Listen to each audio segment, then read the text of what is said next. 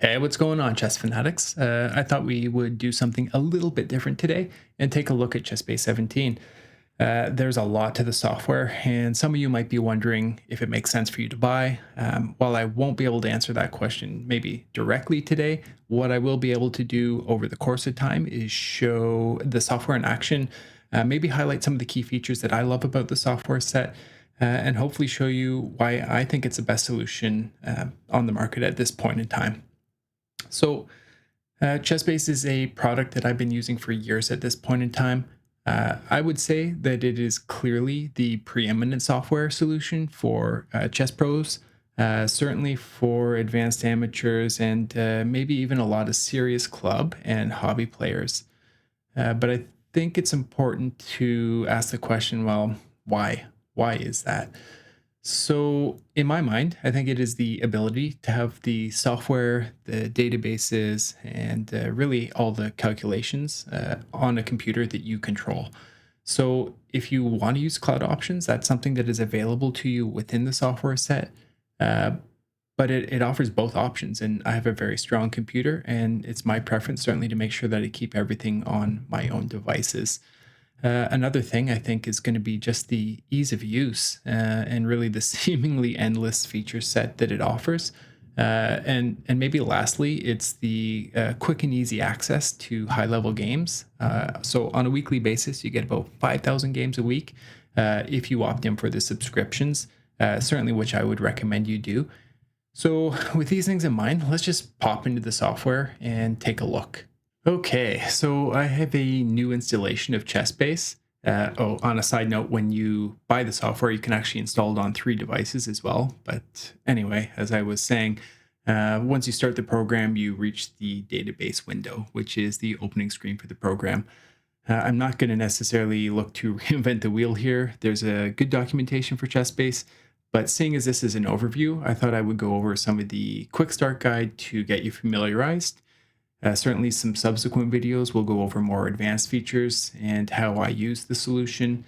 But I'm definitely going to highlight my favorite feature at the end of this video. And for me, that's the tactical analysis. So here we are in the main database window.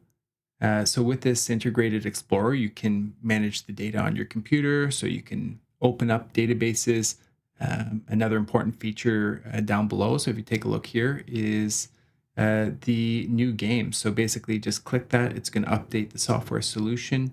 It also takes a look in the background, but I'll often just click on the button anyway. In fact, I'll do that right now and we'll just see what happens.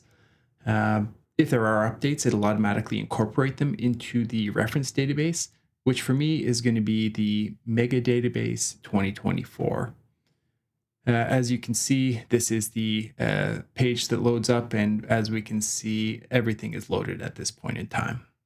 So on the right is a list of databases. If you log in with Chessbase account, you can access playchess.com if that's something that you're into, the update service, the database cloud, the engine cloud, Fritz Online, things of that nature. But the database is really the heart of the program, and the new 2CBH format has been a huge upgrade for me. If you've used it in the past, you'll likely recall some of the boosters. These seem to have gone by the wayside, which is much appreciated. I find it to be a lot more responsive. Anyway, Chessbase, as noted, is a database program. You need the databases to actually use it efficiently. So basically a collection of games which have been saved. You can look to create them yourself. You can create them from other sources. You can have local or cloud-based databases. I tend to prefer things on device, but it is a personal preference. I'll typically have it on a laptop that I can take with me if need be. So for creating your own databases, it's pretty easy. I mean, use file new database, right? So just go file new database, or you can just hit Control X, which will do the same thing, and it'll just bring up a location to save the database. As you note, the window file dialog appears, and you can basically save it wherever. We're not going to create one right now, but instead what I thought we would do is take a look at a small database that I created with some games from the club.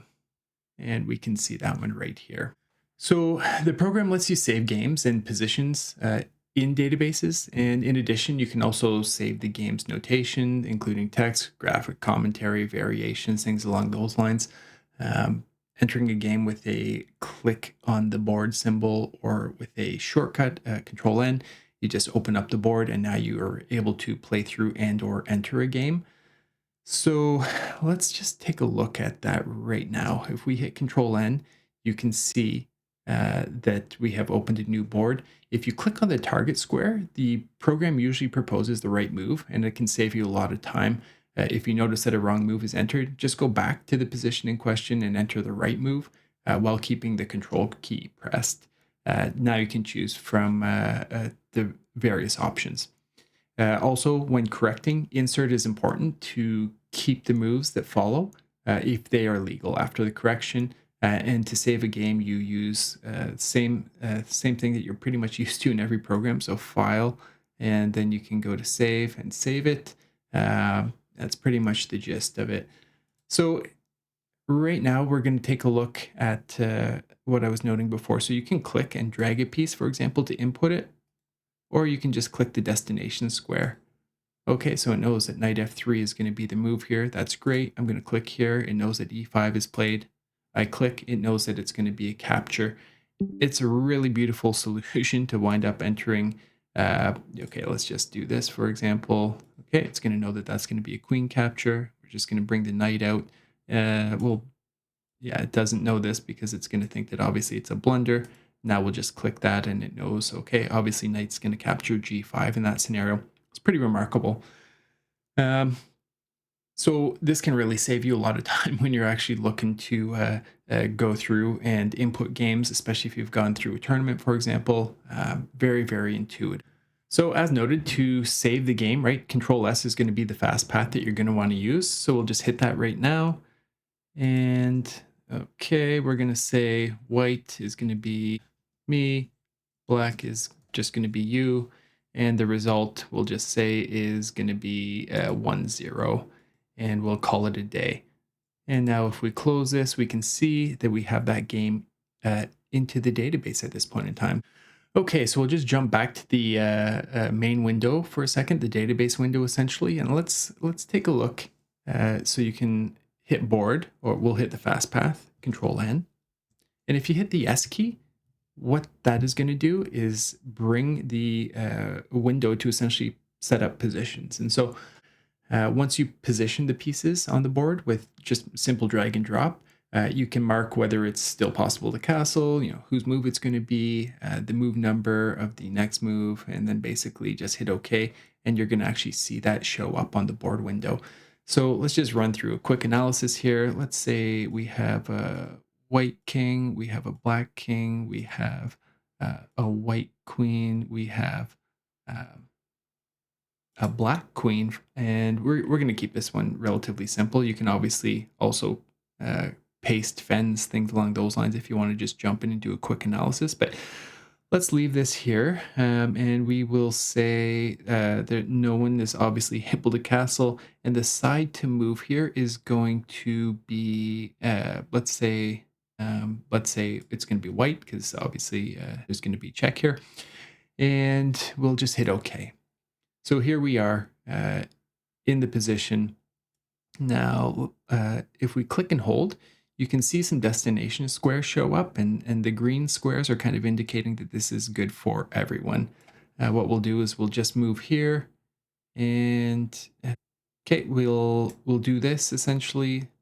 We'll now hold this, and it's showing, okay, brown is obviously a terrible move, for example, the only good move in this, the green square. Let's just click it, and there we go. King to e2. That's it. Game over. We have ourselves a draw. So if we want at this point in time, we can just take that position. We can also hit Control S, select the database that we want to put this into. So right now, I'm not going to put it into any of the databases. We'll just kind of leave that alone for now. We're going to just X out of this game. It's going to say, do we want to save it? No, we don't in this scenario. We will actually exit out of this game as well. Okay, so now that we have some games in the database to work with or analyze, yeah, we're going to just crack open and see how it works. So really, you just want to open up your database by double clicking it, and let's take a look at the relevant games. So let's click on this one here. This is obviously the one that we just randomly input. Um, Immediately after loading a game, the engine will start to analyze the game and provide a first evaluation. So we can see that here on the bottom right corner in the bar chart. If you click on the bar chart, it'll obviously take you to some of the more critical positions of the game. Here we can tell that that's one. Uh, and obviously it makes sense, right? They developed the knight. We're going to capture the queen here. So the last feature I'm going to go over today is my personal favorite, and that's the tactical analysis. I recommend you go over the games first on your own and seeing if you can spot any of the tactics or improvements first. But once you've done this, the tactical analysis should be utilized to create other training opportunities. It is really, really deep for that. And again, it's my favorite part of the software set. So when you click tactical analysis, you'll first be asked to enter a time, and we can do that right now. There's a couple ways to do it. We could go analysis, tactical analysis, or you can also right click on it and that'll do it. But it'll say enter a time. 5 seconds is good. It's kind of the average. At the average time, at least for each half move. There's additional options that you can do, right? So we might want to say fine, medium, coarse. I usually use medium, sometimes even coarse. But if I had a classical game, for example, I might use fine in that scenario. But in general, I think that medium seems to be the sweet spot.